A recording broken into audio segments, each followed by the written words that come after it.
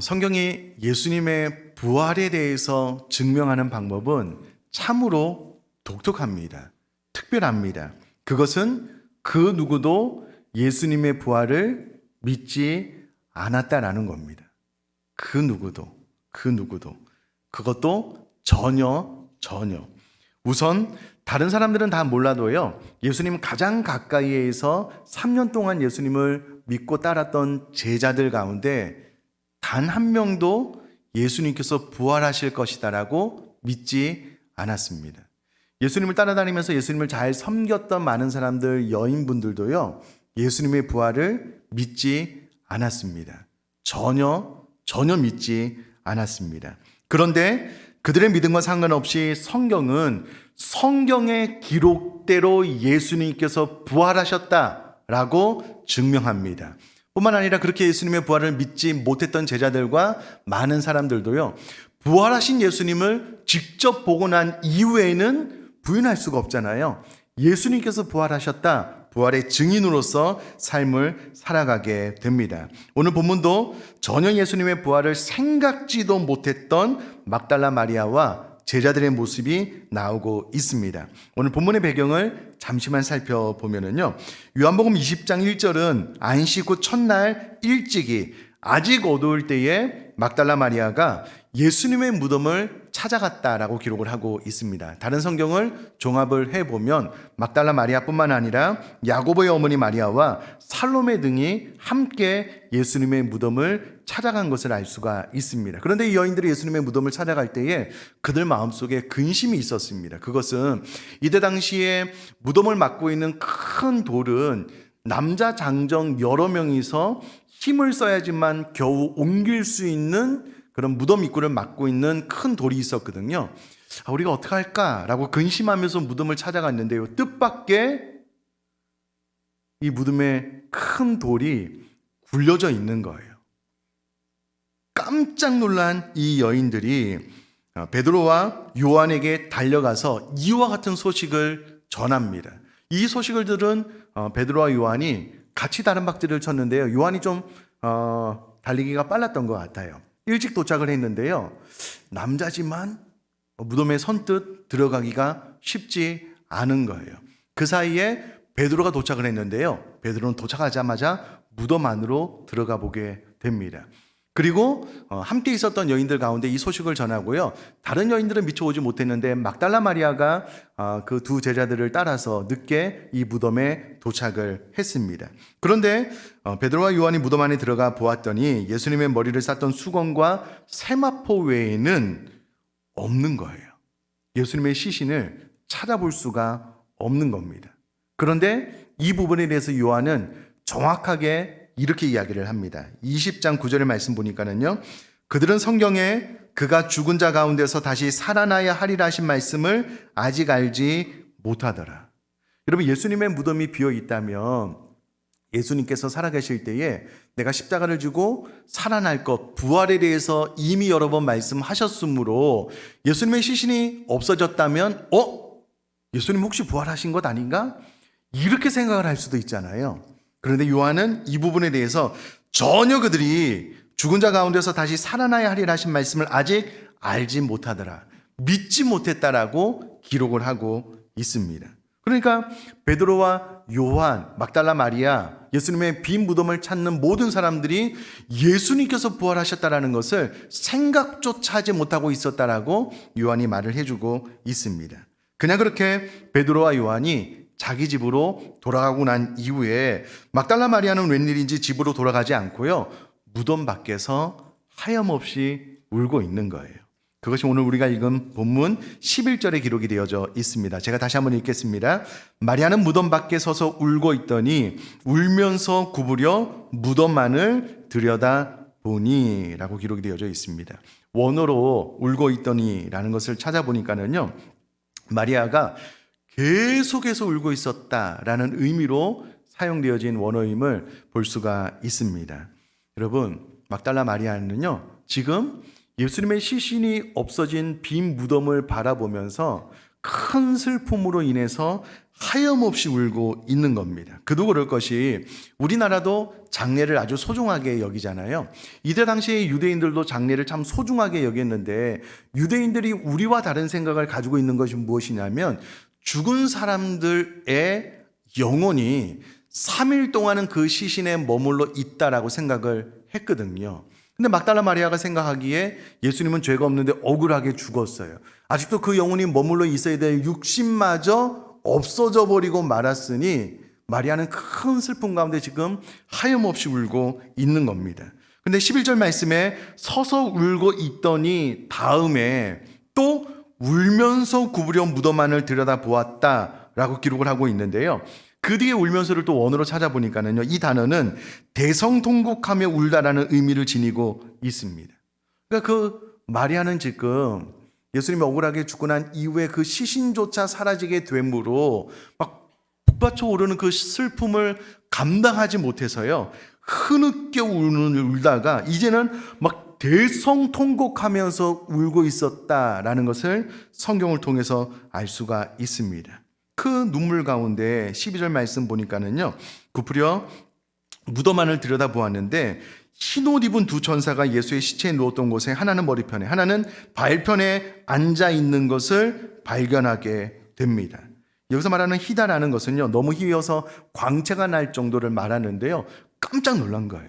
근데 여러분, 이때를 가만히 생각을 해보면 베드로와 요한 뒤에 막달라 마리아가 있었고요, 베드로와 요한이 예수님의 빈 무덤 안에 들어갔다가 예수님이 없는 줄 알고 집으로 돌아갔고요, 그 밖에 서 있던 막달라 마리아는 계속 하염없이 울다가 무덤 안을 구부려 보았더니 사람들이 그 안에 있는 거예요. 이 장면을 좀 우리가 생각을 해보면 지금 조금 전에 베드로와 요한이 그 안에 예수님의 시신이 없을 뿐만 아니라 아무도 없는 것을 발견하고 집으로 돌아갔어요. 마리아는 그 밖에 있었고요. 근데 구부려 본 순간 그 안에 생각지도 못하게 두 사람이 있는 거예요. 언제 들어갔는지도 모르겠어요. 여러분, 요한은 남자였음에도 불구하고 베드로보다 먼저 이 무덤에 도착했지만 선뜻 무덤 안으로 들어가기가 쉽지 않은 거예요. 무서움이 있었을 겁니다. 그러면 마리아는 여인의 입장에서 언제 들어갔는지도 모르는 남자 두 명이 그 안에 있는 거예요. 사람 두 명이 있는 거예요. 그러면 깜짝 놀라서 두려워해야 되잖아요. 무서워해야 되잖아요. 근데 본문을 보면 마리아 안에 그런 두려움의 감정이 없습니다. 오직 울고 있더라, 울더라, 슬픔의 감정만 있는 거예요. 이게 무슨 말이냐면요, 지금 막달라 마리아 안에 예수님의 시신이 사라지고 난 다음에 주님을 향한 너무나도 큰 사랑 때문에 가슴이 아파서 주체하지 못하는 감정으로 울고 있는데 그 슬픔이 두려움의 감정을 압도하고 있는 거예요. 미처 두려움을 느끼지 못할 정도로 주님을 향한 사랑의 마음 때문에 슬픈 감정이 너무 컸기 때문에 두려운 감정을 느끼지 못할 정도로 지금 예수님을 향한 사랑을 눈물로 고백해내고 있다는 것을 본문을 통해서 알 수가 있습니다. 그런데 천사가 이렇게 이야기를 하고 있는 거잖아요. 13절에 천사들이 이르되 여자여 어찌하여 우느냐, 이르되 사람들이 내 주님을 옮겨다가 어디 두었는지 내가 알지 못함이니이다. 천사들이 여자여라고 했을 때 여자는 존칭어기 때문에요, 낮게 부르는 말은 아닙니다. 이 천사가 어찌하여 우느냐라고 마리아에게 묻는데 두 가지 의미가 있을 것 같아요. 하나는, 야, 예수님께서 부활한다고 말씀하셨는데 왜 부활하신 주님이 너 뒤에 있는데도 불구하고 슬픔 가운데 있느냐라는 한 가지 의미가 있을 거고요. 지금 마리아가 계속해서 막 대성통곡해서 우니까는 그렇게 울 필요가 없다라고 위로하는 차원에서 왜 우느냐라고 천사가 이야기를 했습니다. 이 말 가운데 막달라 마리아는 내 주님을 옮겨다가 어디 두었는지 내가 알지 못하기 때문에 울고 있습니다 라고 고백을 하고 있는 것입니다. 사랑하는 성도님들, 우리는 지난 세월호 사건을 통해서 자녀의 시신조차 찾을 수 없었던 그 부모님의 애절한 안타까운 슬픔의 눈물을 우리 모두가 다 알고 있잖아요. 근데 막달라 마리아가 지금 예수님의 시신조차 찾지 못하는 그런 상황 가운데 당연히 두려워했어야 될 그 큰 두려움을 커다란 슬픔이 압도하면서 슬픔의 감정만 있는, 그래서 내 주님을 옮겨다가 어디 두었는지 내가 알지 못함이다 라고 말하면서도 계속해서 울고 있는 마리아의 모습을 볼 수가 있습니다. 제가 목사이기 때문에 장례식에 많이 참석하고 또 이렇게 장례 예배를 집도를 해보면은요, 정말 고인에 대한 그리움, 사랑이 너무 컸던 유가족들은요, 그 고인의 슬픔 앞에 애도하는 마음으로 눈물이 마르지 않는 것을 보게 됩니다. 그러면 저는 그분의 자녀가 아님에도 불구하고 그분들의 눈물 속에서 고인에 대한 그 애절한 사랑의 마음이 전달이 되므로 저도 가슴이 아파오르는 것을 경험할 때가 있거든요. 근데 지금 막달라 마리아가 이와 같이 예수님을 향한 너무나도 애절한 사랑 때문에 마음이 좀 저려오는 듯한 느낌을 본문을 통해서 받고 있습니다. 계속해서 14절 말씀 보니까는요, 이 말을 하고 뒤로 돌이켜 예수께서 서 계신 것을 보았으나 예수이신 줄을 알지 못하더라. 왜냐하면 막달라 마리아도요, 예수님께서 부활하셨을 것이다라고 생각조차 하지 못하고 있기 때문에 뒤를 돌아서 예수님을 보긴 보았지만 그분이 예수님인지 미처 알아보지 못하는 거예요. 그만큼 그냥 계속해서 대성통곡하면서 울고 있으면서 또 예수님의 부활을 믿지 못했기 때문에 알아보지 못했다라고 성경은 기록을 하고 있습니다. 자, 우리가 여기서 요한이 의도하고 있는 바를 좀 하나 살펴봐야 될 텐데요. 여러분, 막달라 마리아 안에 예수님을 향한 애절한 사랑이 있었음에도 불구하고 안타깝지만 예수님의 부활에 대한 믿음은 없었다라는 것을 요한이 부각시켜서 이야기를 하고 있는 내용입니다. 생각을 해보면 우리는 주님을 향한 어떤 뜨거운 감정만 있지 성경이 말하는 정확한 내용을 알고 믿는 이 믿음이 부족할 때가 있거든요. 그래서 요한은 주님을 사랑하는 마음뿐만 아니라 바른 믿음, 바른 암도 필요하다. 이 두 가지가 조화를 이루는 것이 중요하기 때문에 이 부분에 대한 잘못을 요한이 지적을 하고 있는 것입니다. 어찌되었건 계속해서요, 15절 말씀 보니까는 예수께서 이르시되 여자여 어찌하여 울며 누구를 찾느냐 하시니 마리아는 그가 동산지기인 줄 알고 이르되 주여 당신이 옮겼거든 어디 두었는지 내게 이루소서 그리하면 내가 가져가리이다. 예수님도 마리아를 향하여서요, 여자여 어찌하여 울며 라고 말씀을 하고 있습니다. 왜냐하면 지금 베드로와 요한이 떠난 그 시점부터 울었거든요. 하염없이 울고 천사들을 만났는데 천사들이 여자여 어찌하여 우느냐라고 말할 그때도 계속해서 울었거든요. 뒤를 돌아봐 예수님을 발견할 때까지도 이 막달라 마리아는 계속해서 울고 있는 거예요. 그래서 예수님께서 어찌하여 우느냐라고 또 물으십니다. 누구를 찾느냐? 여러분, 저는 말씀을 준비하면서 이 다음 구절이 정말 제 마음속 깊이 들어왔어요. 마리아가 무엇이라고 이야기를 하냐면 그렇게 말씀하시는 예수님이 예수님인 줄 알아보지 못하고 동산직인 줄 알고 이렇게 이야기를 합니다. 주여 당신이 옮겼거든 어디 두었는지 내게 이루소서 그리하면 내가 가져가리이다. 사랑하는 성도님들, 살아있는 사람을요, 여자가 남자를 옮긴다는 것 쉬운 일이 아닙니다.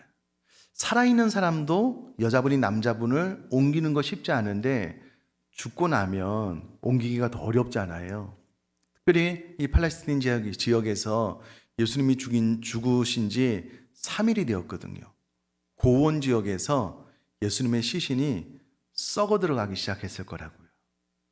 그럼에도 불구하고 막달라 마리아는 지금 제자들과 같이 있는 것이 아니고 홀로 있는 거예요. 동산지기에게 혹시 당신이 옮겼거든 어디에 두었는지 내게 알려주십시오. 그러면 내가 가져가겠습니다. 예수님의 시신이 이미 썩어 들어간다라고 할지라도 그 시신이라도 내가 찾아서 가져가겠습니다. 라고 이야기를 하고 있는 거예요. 저는 도대체 이 막달라 마리아가 얼마나 예수님을 사랑했을까라는 것을 좀 생각을 해 보았습니다. 여러분, 성경이 말하는 가장 첫 번째 명령, 계명이 무엇입니까? 하나님 사랑이잖아요. 그 다음에 이웃 사랑이고요. 우리들이 신앙생활하면서 추구해야 될 가장 첫 번째 성경의 명령이 무엇이냐면 하나님을 사랑하는 거예요. 그러므로 시간이 지나면 지날수록 우리 안에 하나님을 사랑하는 마음이 더 커져가는 것이 신앙생활의 본질이고 핵심입니다. 사랑하는 성도님들, 어떠신가요? 내가 신앙생활을 하면 할수록 주님에 대한 사랑이 더 커져가고 계셔요? 어떠셔요? 저는 때로 그렇지 않은 저의 모습을 발견할 때마다 깜짝깜짝 놀랍니다. 예배는 드려요. 너무 무덤덤하게. 주님을 사랑한다고 고백을 하는데 마음이 좀 잘 담기지 않아요. 주님을 향한 찬양을 좀 깊이 드리고 싶은데 내 영혼이 어느 순간 메말라서 그렇지 못할 때가 있거든요. 근데 여러분, 막달라 마리아는 여인으로서 고백하기 어려운 고백을 지금 이 본문 안에서 하고 있는 거예요. 예수님의 시신이 썩어서 냄새가 날지라도 나는 반드시 예수님의 시신이라도 찾아서 가져가겠습니다. 그것을 하염없이 막 주체하지 못하는 감정으로 눈물을 펑펑 흘리면서 말을 하고 있거든요. 이 말 안에 막달라 마리아가 도대체 예수님을 얼마나 사랑했는지 보게 됩니다. 여러분, 잠언 8장 17절은 이렇게 기록이 되어져 있습니다. 나를 사랑하는 자들이 나의 사랑을 입으며 나를 간절히 찾는 자가 나를 만날 것이니라. 그럼 성경은 막달라 마리아가 예수님의 부활의 모습을 가장 먼저 본 여인으로 기록을 하고 있습니다. 나를 사랑하는 자들이 나의 사랑을 입음으로 막달라 마리아가 하나님께, 주님께 큰 사랑을 입었을 것입니다. 뿐만 아니라 나를 간절히 찾는 자가 나를 만날 것이니다 라고 말을 했으므로 막달라 마리아가 정말 주님을 간절히 만나기를 원하는 마음이 있으므로 부활하신 예수님을 가장 먼저 만난 여인이 되었잖아요. 그러니까 막달라 마리아 안에 정말 주님을 사랑하는 마음과 주님을 정말 간절히 찾기를 원하는 열망이 있었다는 것을 잠언 8장 17절을 통해서 알 수가 있는 것이죠. 뿐만 아니라 누가복음 7장 47절은 이렇게 기록이 되어져 있습니다. 이러므로 내가 내게 말하노니 그의 많은 죄가 사하여졌도다. 이는 그의 사랑함이 많음이라. 사함을 받은 일이 적은 자는 적게 사랑하느니라. 누가복음 7장 47절은 향유옥값을 깨뜨린 여인에 대해서 예수님께서 말씀해 주시는 내용인데요. 많은 죄가 사하여졌으므로 사랑함이 많다. 이게 무슨 말이냐면요, 주님께 내 많은 죄가 용서함 받은 경험이 있는 자는 그 용서한 경험이 많으면 많을수록 주님을 사랑하는 마음도 크다라는 말씀입니다. 누가복음 8장 2절에 보면 곧 7 귀신이 나간 자 막달라인이라 하는 마리아가 라고 기록이 되어져 있는데요. 이 막달라 마리아는 예수님께 7 귀신이 들렸다가 예수님의 도우심으로 인하여 7 귀신이 떠나가게 된 주님께 큰 은혜를 입은 여인입니다. 그런데 이 여인이 혹자는 예수님 앞에 향유옥값을 깨뜨린 여인과 같은 여인이다라고 이야기를 하지만 정확하게 성경이 그렇게 이야기를 하고 있지는 않습니다. 그러나 분명한 것은 막달라 마리아가 예수님을 향하여 사랑하는 마음이 컸다라는 것은 막달라 마리아 안에 예수님을 향하여, 하나님을 향하여 용서함 받은 경험이 많았다라는 것을 의미하고요. 그 용서한 경험이 많은 만큼 막달라 마리아는 그 누구보다도 예수님을 사랑한 여인으로서 오늘 본문에 기록이 되어져 있습니다. 사도 바울은요, 평생을 살아가는 동안에 나는 죄인 중에 괴수다라고 고백을 하는데 그가 다른 사람들보다 많은 죄를 지어서 그렇게 고백한 것이 아니라 빛 대신 주님 앞에 가까이 가면 가까이 갈수록 본인의 죄가 더 많이 드러나는 거예요. 회개하면서 그의 많은 죄가 용서함을 받게 되므로 그 누구보다도 막달라 마리아처럼 사도 바울도 주님을 더 사랑함으로 평생 그 환난과 고난과 핍박 가운데 굴하지 않고 마지막 순교의 현장까지 주님을 따르게 되잖아요. 사도 바울 안에도 주님을 사랑하는 마음이 컸다라는 것을 그의 생애를 통해서 알 수가 있습니다. 자, 그렇다면 사랑하는 성도님들, 본문 앞에서 나는 막달라 마리아처럼 내가 이 현장 가운데 들어가면 동산지기에게 예수님의 시신이 어디 있는지 좀 나에게 알려달라고, 내가 가져갔으면 좋겠다고 그렇게 고백할 수 있을지, 아니 그만큼 내 안에 주님을 사랑하는 마음으로 신앙생활을 하고 있는지 우리가 우리 스스로를 좀 잘 돌아보면 좋겠어요. 어느 순간 내 마음이 너무 굳어지는 거예요. 딱딱해지고 아무런 은혜와 감동도 없고 형식적으로 종교인으로서 그냥 예배만 참석을 하고 어떤 사랑의 고백을 드려도 내 마음이 다 잘 담겨져서 주님 앞에 고백되어지는 찬양을 드리지 못하고 있다면 어떻게 보면 우리들은 신앙생활을 성경이 말하는 바른 방향으로 하고 있는 것은 아닐 것입니다. 성경이 말하는 바른 방향대로 신앙생활을 잘하고 있다면요, 시간이 지나면 지날수록 우리는 주님을 사랑하는 마음이 더 커져가야 되거든요. 저도 저희 신앙생활을 돌아보면 주님을 사랑하는 마음이 더 커졌으면 좋겠습니다라고 간절하게 기도를 많이 해요. 그런데 희한하게도 주님을 사랑하는 마음이 제 안에 잘 자라나지 못한다는 것을 많이 경험합니다. 주님을 사랑했으면 좋겠습니다라고 기도를 하지만 제 눈은, 제 관심은 다른 곳을 보고 있는 거예요. 그럴 때가 많더라고요. 그러니까 시간이 지나면 지날수록 주님을 사랑하는 마음이 더 커져가야 되는데 어느 순간 멈춰져 있거나 뒤로 퇴보하고 있는 저 자신의 모습을 발견할 때도 있습니다. 우리 사랑하는 성도님들은 어떻습니까? 오늘 부활주일 왜 하나님께서 이 본문을 우리에게 주실까요? 여러분, 막달라 마리아처럼 그 누구보다도 간절한 마음으로 주님을 사랑함으로 신앙생활의 바른 길을 걷는 저와 여러분 될 수 있기를 주님의 이름으로 축복합니다. 꼭 그렇게 신앙생활을 하시면 좋겠습니다. 자, 계속해서 좀 넘어가서 18절 말씀 보면은요, 막달라 마리아가 가서 제자들에게 내가 주를 보았다 하고 또 주께서 자기에게 이렇게 말씀하셨다 이르니라 라고 기록을 하고 있었습니다. 조금 전까지만 해도요, 막달라 마리아는 본인의 감정을 어떻게 추스릴 수 없는 큰 슬픔 가운데 있었습니다. 그런데 주님의 부활체를 발견하고 난 이후에 부활의 첫 소식을 가장 먼저 전하는 사명자로 바뀌어지게 된 것을 본문을 통해서 보게 됩니다. 그러니까 예수님의 부활을 최초로 전하는 여인이 막달라 마리아가 되었다라고 성경이 증명을 하고 있거든요. 여러분, 막달라 마리아가 예수님의 부활의 소식을 전했던 것처럼 오늘 저와 사랑하는 성도님들이 이 부활의 소식을 반드시 전할 수 있기를 주님의 이름으로 부탁드립니다. 제가 저희 집에 사는 아파트에 이사했을 때에 앞집은 어떤 분이 사신가라고 딱 봤더니 교패가 붙어 있더라고요. 아, 저기에 다니시는 분이구나 라고 생각을 했었는데요, 진짜 최근에 저희 집 앞에 사시는 분들이 교회를 안 다니는 분인 줄 알게 된 거예요. 그래서 제 아내랑 기도하면서 오늘 이 설교 끝에 저희도 계란이랑 이 전도지를 가지고 왔어요. 오늘 노크를 할 겁니다. 초인종을 눌러서요, 제가 앞에 살고 있는 누가 저희 집이 이제 목사인 줄 알거든요. 예수님의 부활의 소식을 전하려고 하는데, 사랑하는 성도님들, 오늘 좀 계란을 준비하시고요. 아니면 필경대에 보니까 계란이 좀 준비되어 있더라고요. 아니면 여러분들이 꼭 준비를 하셔서 전도지 최소한 2장, 3장을 그냥 가져가셔요. 조그만 봉지에요, 계란 2개 요거를 담아서 그냥 두드리시면 됩니다. 다른 말 하지 마시고요. 저는 교회를 다니는 사람인데 오늘 예수님이 부활하신 날이어서 부활의 소식을 전하러 왔습니다. 전달해 주세요. 그리고 뒤도 돌아보지 말고 집으로 쏙 들어가세요. 그렇게 하셔도 돼요. 그렇게 하셔도 돼요. 예. 혹 용기가 있으신 분은 제가 예수님 믿어서 너무 행복한데 예수님 믿으면 좋겠습니다. 그렇게 하셔도 좋고요. 그렇지 않으면 그냥 놓고 하시고 그냥 예수님의 부활의 소식을 전하러 왔어요. 그렇게만 하셔도 돼요.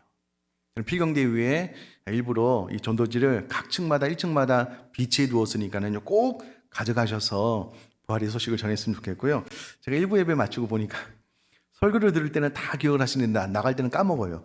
전도지를 안 갖고 가시더라고요. 오늘 1층에 가면 또 있어서 가져가실 텐데, 또 오후 예배 끝나고 가져가려고 하시는 분들이 계실 텐데 꼭 가지고 가셔요. 여러분, 오늘 본문이 우리에게 무엇을 말씀을 해주고 계시냐면, 막달라 마리아가 예수님의 부활을 처음에는 믿지도 않았어요. 근데 부활하신 주님을 만난 거예요. 이 소식을 전해야 되겠다. 또 예수님께서 말씀하셔서 제자들에게 이 부활의 첫 소식을 전하는 귀한 여인이 되었거든요. 오늘 우리가 이 설교 끝에 꼭 나가시다가 전도지 1장 이상 가지고 가셔서 꼭 우리 주변에 믿지 않는 분들, 혹 아파트에 사시면은요, 경비 아저씨 참 감사하잖아요. 그냥 갖다 드리면 돼요. 또 가는 길에 또 주변에 문방구가 있거나 또 주변에 마트가 있거나 그러면 그냥 갖다 드리면 됩니다. 예수님 부활하셔서 부활의 소식을 전합니다. 그렇게만 하면 막달라 마리아처럼 예수님의 전도 명령을 순종함으로 복받게 되는 저와 여러분 될 줄 믿습니다. 마지막으로 여러분, 이 막달라 마리아가 언제 예수님인 것을 알게 되냐면 예수님께서 마리아야 라고 그의 이름을 불러주십니다.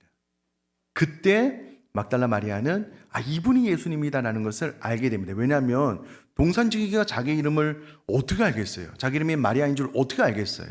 그런데 예수님께서 마리아야 라고 불러주시는데 이것은 전에 예수님께서 살아계실 때 들었던 예수님의 음성인 거예요. 그때 예수님인 줄 알게 되거든요. 그러므로 여러분, 우리가 이렇게 기도하시면서 전도지와 계란을 나누면 좋겠습니다. 하나님, 이 전도지가 전달될 때에 하나님께서 그분의 이름을 좀 불러주시면 좋겠습니다. 그래서 그분이 예수님이 우리의 구원자이심을 알게 됐으면 좋겠습니다. 그렇게 구원의 역사가 일어났으면 좋겠습니다 라고 기도하는 마음으로 전달을 해주시면 하나님께서 반드시 우리 가족들에게, 또 안 믿는 우리 일가 친척에게, 우리 주변에 있는 분들에게 구원의 은혜를 허락해 주실 줄 믿습니다. 그리고 오늘 두 가지 말씀을 드렸습니다. 첫 번째, 막달라 마리아처럼 애절한 마음으로 주님을 사랑하는 그런 신앙생활을 할 수 있도록, 또 하나 막달라 마리아가 이 부활의 기쁜 소식을 전했던 것처럼 나 또한 오늘만큼은 부활의 기쁜 소식을 전하는, 혹은 또 내일부터 직장에 나가시면은요, 내일 계란을 준비했다가 내일 직장에 나가서 또 직장 동료에게 또 가까운 분들에게 전달을 해주면 됩니다. 중요한 것은 오늘부터 시작해서 이번 한 주간 동안 내가 막달라 마리아처럼 이 기쁜 소식을 전함으로 순종하는 삶 살겠습니다 라는 이 두 가지 결심이 있을 수 있기를 주님의 이름으로 부탁드립니다.